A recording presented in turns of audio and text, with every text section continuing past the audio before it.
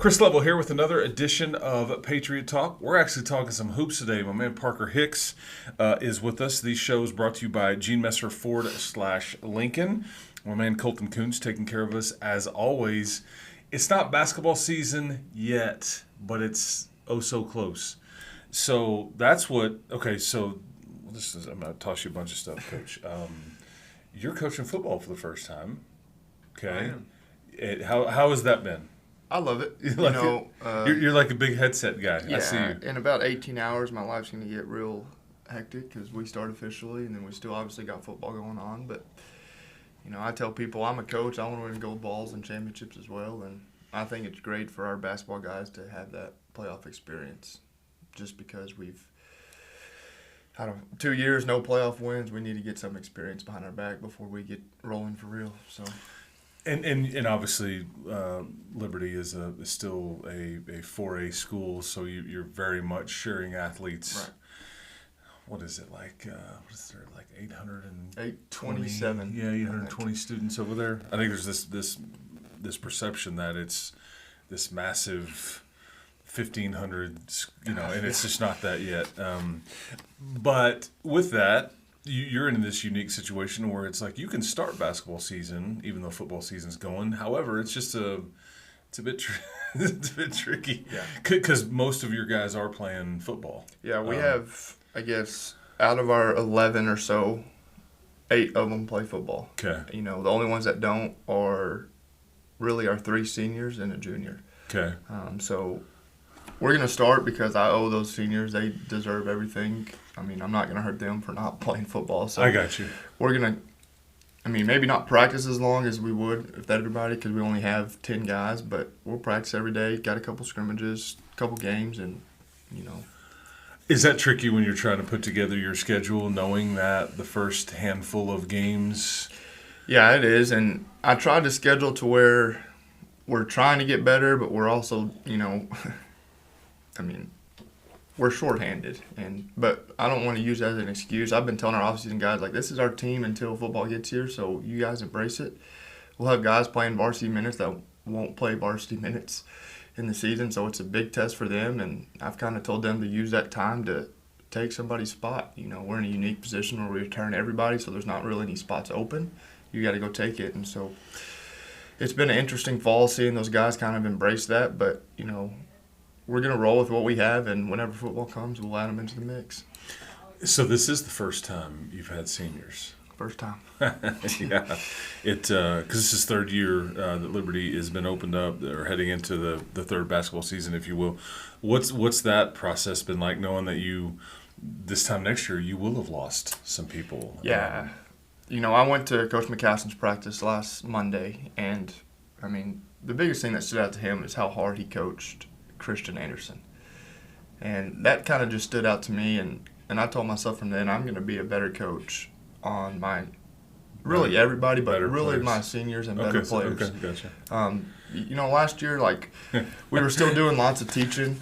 We had lots of new guys. We had 3 freshmen. We had Tookie move in, so there were still lots of culture things we were doing, but now we're kind of past that point, and I'm going to harp on those guys because this time next year, Tookie won't be with us. Jay Nellis won't be with us, and so I'm going to embrace each day like it's their last, and I'm going to try to use that as their motivation to reach our potential because, it is their last go-around. And it's not personal.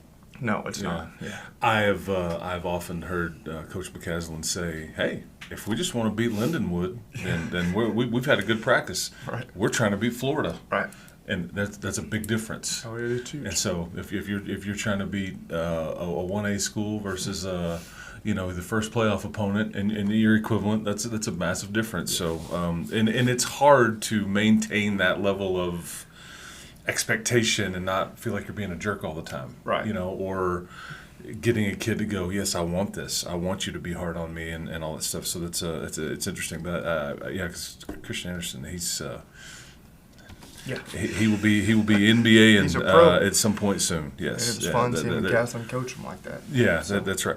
Okay, so you mentioned the seniors. Let's go through those guys. I know you have Jaden. We have Jaden Tookie, and then we have a new one, Derek Kurt. He came over Okay. to us from Lubbock Cooper. He actually can't play until January, but he's Okay. another senior that's with us, and Okay. that's it. we actually lost a senior. He's going to focus on golf this year, which I respect because he loves, and I love that kid to death. And I understand completely. And kids that focus on golf are knuckleheads. Yeah. I'm kidding. Kind of. Yeah. So, I mean, and I love that kid to death. You know, Colton, he's our starting quarterback, and I get it 100%. You know, my senior year, I didn't play football and because I wanted to focus on basketball, so I get it. And but we're going to roll with those three guys as our leaders and the guys that realize that won't be with us next year. And then, you know, it's crazy to have a senior class, and you know, I'll probably be the soft guy and get emotional on senior night, but that's a little different because I've had them since they're 15, 16 years old, and now they're 18, and it's crazy how much they've grown and developed just as men in general, other than athletes.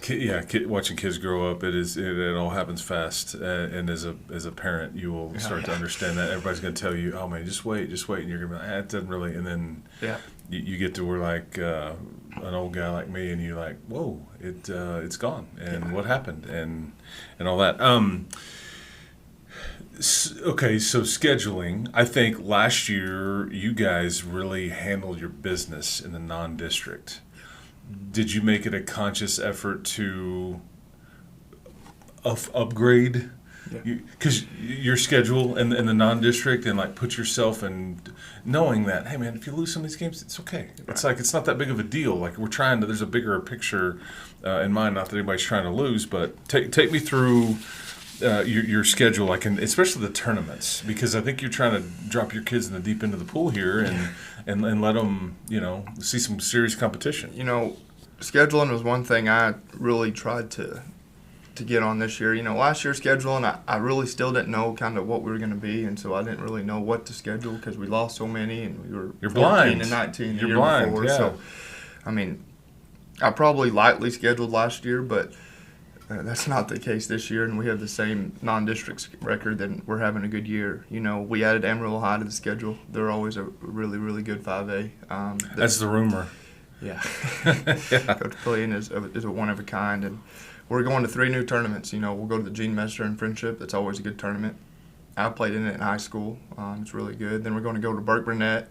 People have probably never heard of Burke Burnett, but by Wichita Falls, and they got a really good team. They're ranked high, and then the people they are bringing is really good. You know, Canyon Randall's going to be there. Highland Park's going to be there. Kennedale's going to be there. So those are teams that we could see later down the line that we need to get familiar with and go. And then we were also honored to be asked to the Champions Tournament, which I refer to as Old Whataburger. Yeah, Westside Lions, Whataburger, in Westside Saginaw. Lions. And I played it in high school. It's a special tournament. It's invite only, and it's the top teams in 4A across the state. I think it's the best 4A tournament over the holidays. So hopefully we can go down there and compete.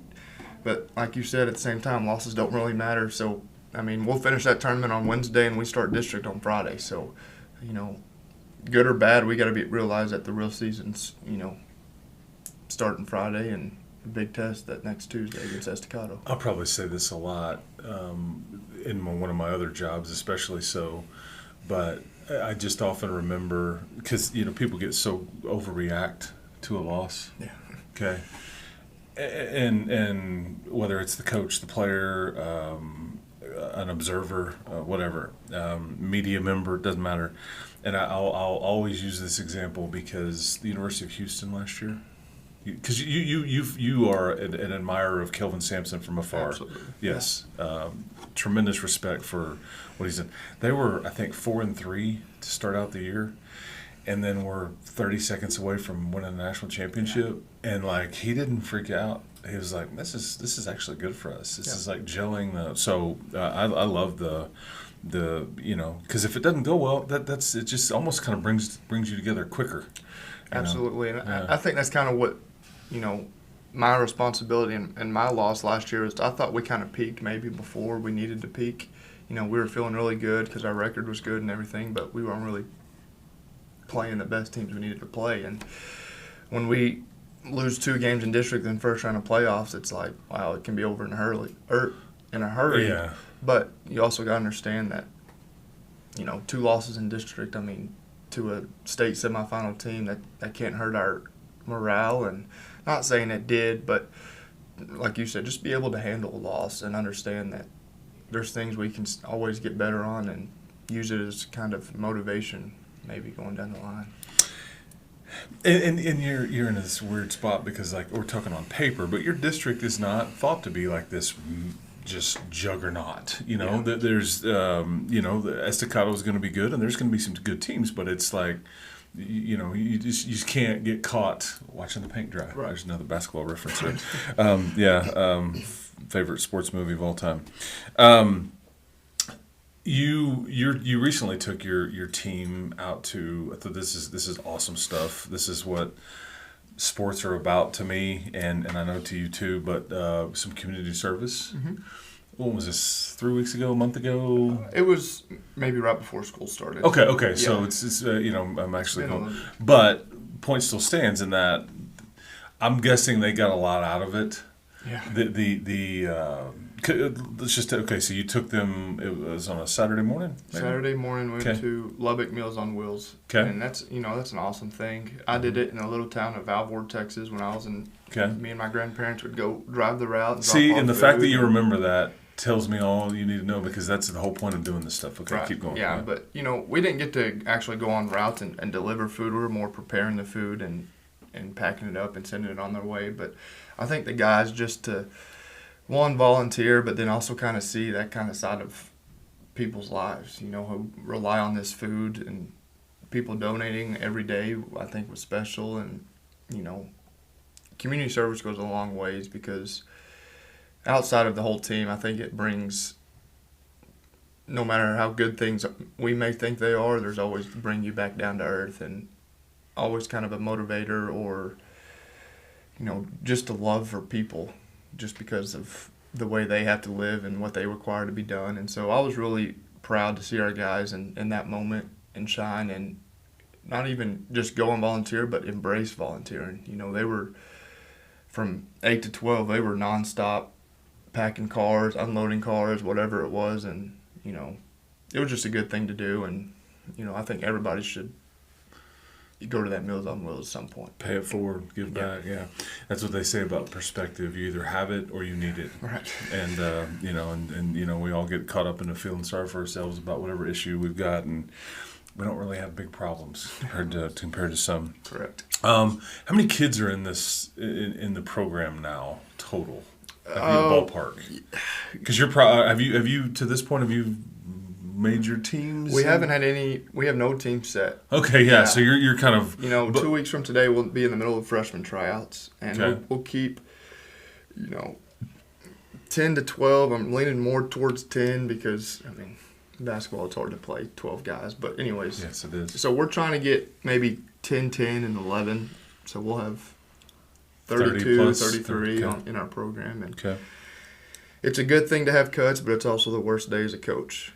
Oh yeah. You're glad you have all these kids wanting to be a part of your program, but in reality, they all can't be. Yeah. So it's a good thing that we're having the numbers we are, but. And you've got some, we haven't mentioned these names, and I don't. That's why I always hate doing this because I'll leave somebody out. So I'm gonna lean on you to make sure that I don't leave anybody. But you've got Jackson and Pierce and Luke and Coleman. Who else am I blanking on that's kind of returner that's part of that you got that's played Jeremy. a lot? Yeah, Jeremy and then and Cy Cy. and all those guys. Yeah, so but Jackson and Luke and Pierce, they've been. I feel like those. Yeah, they've played over 60 varsity games. Yeah, and that's they're right. only in their junior year. Yeah, that's right. But which, as a coach, it's hard because you feel bad for, JV kids because it's just the circumstances. Well, yeah, of the at a school. normal place, they're probably moving on up, but, we might have some guys that play JV for 3 years. Yeah. And, even next year's going to be tricky because we're only losing 3. Yeah. And so there's 3 spots to fill, and we got some really good young guys. So, it's a good problem to have, but you better come ready to work because that spot will get taken in a hurry. Yeah, there you go. Take me through your district because this was a different district last year. Mm-hmm. It's a 6-team district. It doesn't start. District play doesn't start until like early January. January 2nd, we actually added Friendship Memorial. So it's we're been added 17 to. Okay, so that's right. Okay. So we're in our 3rd year and still don't have the same district, which is fine and good. But, respect to all those other teams, I think it's very top heavy with us in Estacado. for whatever rankings mean, came out the other day, and they were 3rd in the state, and we were 9.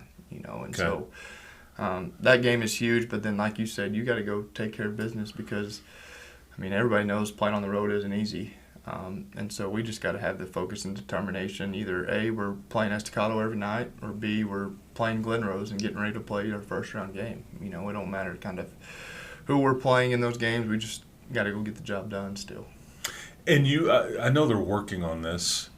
I know you'll be really excited when that competition gym is everybody can go see the hole in the ground over there, and it's a massive project. It's just not going to happen overnight. Dirt work. It's a big thing. There's one going on at each of the high schools in our district, but I bet you'll be excited when that. Lewis actually, our head construction guy, took me through it yesterday. Okay. I got to walk through the tunnel for the first time. They got cinder block, walls up where you can see. Do you have a hard hat on? Yes. Okay, yeah, sure. Yeah, and a neon vest. Of course he did. He followed all the rules. So it was cool to see that. Got to see the office. I've been going at this thing on 3rd year and don't have an office yet. It's up in the front office, but I'm not an admin or anything like that. So just excited to see that in the film room. And, one day it'll be done is what I keep telling myself. But we'll always remember kind of where we came from. And, same with football, having to travel to LCMS for practice every day. We came a long ways in 3 years. They're character builders. Exactly. Yeah, that's right. And it makes you appreciate, Absolutely. what you have. That's what everybody says. They come to our gym. This is your practice gym? Yeah, in a couple of years. So, we're very fortunate, but it's a process. Yeah. Do you I've heard other coaches get asked this. This is always fascinating to me because you guys made it to the playoffs last year. You lose in a very difficult game. Do you go back and watch those games, or do you go back and watch like the losses to try to learn from it when you get into the off season, or do you just say, I lived through it, I'm moving on, let's focus on? If we were kind of normal situation where we would graduate some people and kind of have a new team, I'd kind of let it maybe live in the past. But, I've told our guys this is a 2-year deal. We're basically in a 2-year season with the same guys coming back. And so, I've gone back and watched all 3 Estacado games. I watched Glen Rose more times than I want to because it hurts every time I watch it. But, there's things in that we can get better from, and that's why there's an advantage to having everybody back, and there's an advantage to why we can afford guys to play football because they've been in the program for a year. Yeah. They're going to be able to come back and pick up on where we left off pretty quick, and so, and then the motivation's there. Regardless of being 26-6, we didn't win district, we didn't win a playoff game, and so there's always some motivation there to help us reach our goals.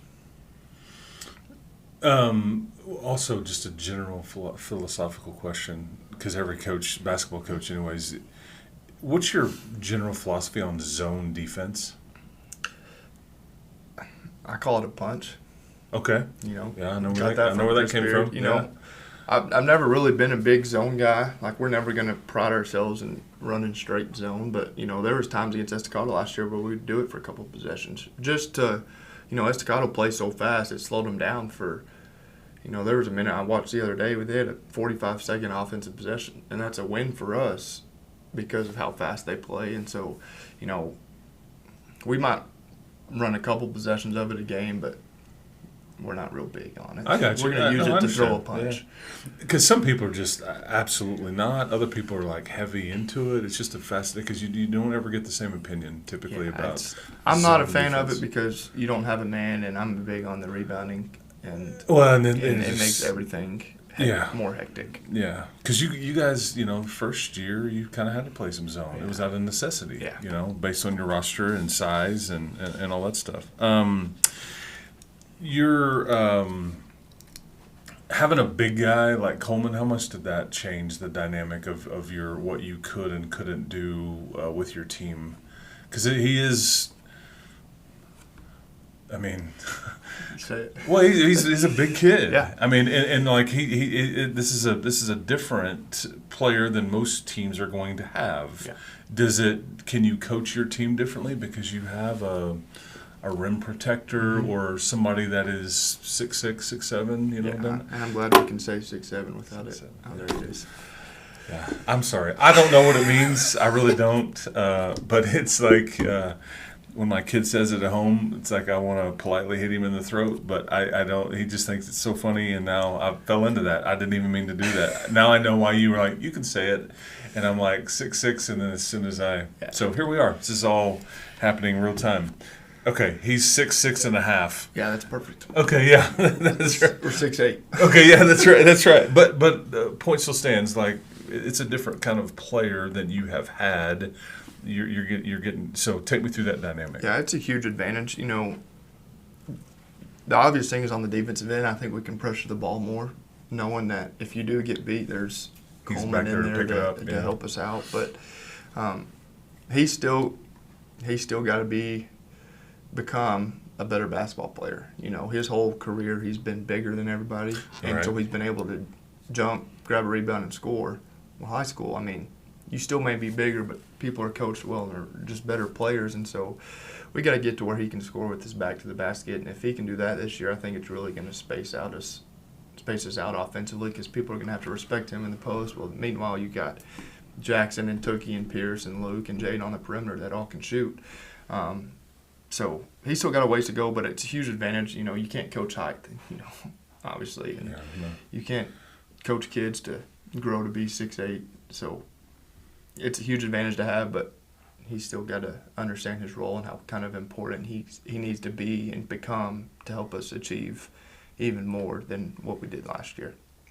And one of the last things I'll get into with it, there was a new thing that came down from the state about fan behavior and all that stuff. And I know you've talked to your parents about that, but yeah, we've tried to do everything we could to just make sure that these are positive environments.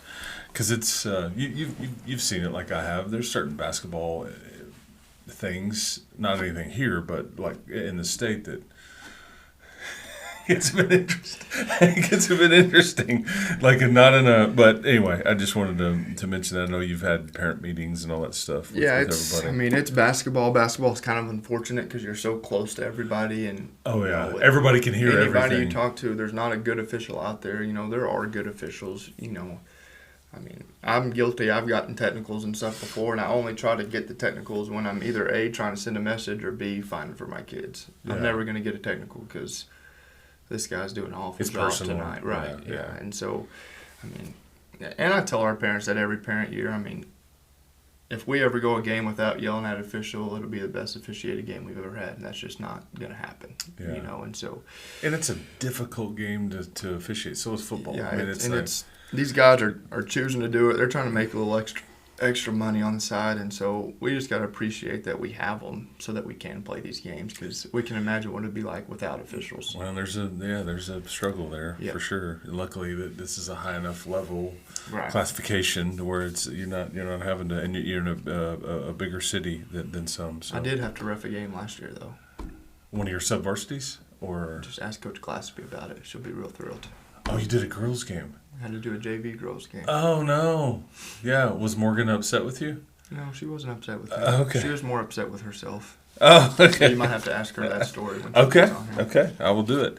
Note to self here. Yeah, that's right. That's right. Okay, man. Well, I know that this is a crazy time for everybody in athletics. You got crossover season about to happen, and you're kind of got this. Got one eye on football, and the basketball's starting up, and it's just it's a bit chaotic, but we'll all get through it together. We will. Yes, that's right. And then the holidays get sprinkled in there, and no holidays for basketball. I know that's that was always the fun part. That's all I remember growing up was Thanksgiving and Christmas was filled up with no school and hooping. Yep. So, all right, man. Appreciate the time. Good luck. Keep your kids healthy. Extend that football season as long as you can, but otherwise jump in that thing and get after it. Appreciate it. Drop them into the deep end of the pool because exactly. they'll be able to swim. Exactly. They'll be able to swim. All right, man. That's going to do it. Patriot Talk. That's Coach Hicks. Colton Coons behind the camera taking care of us as always.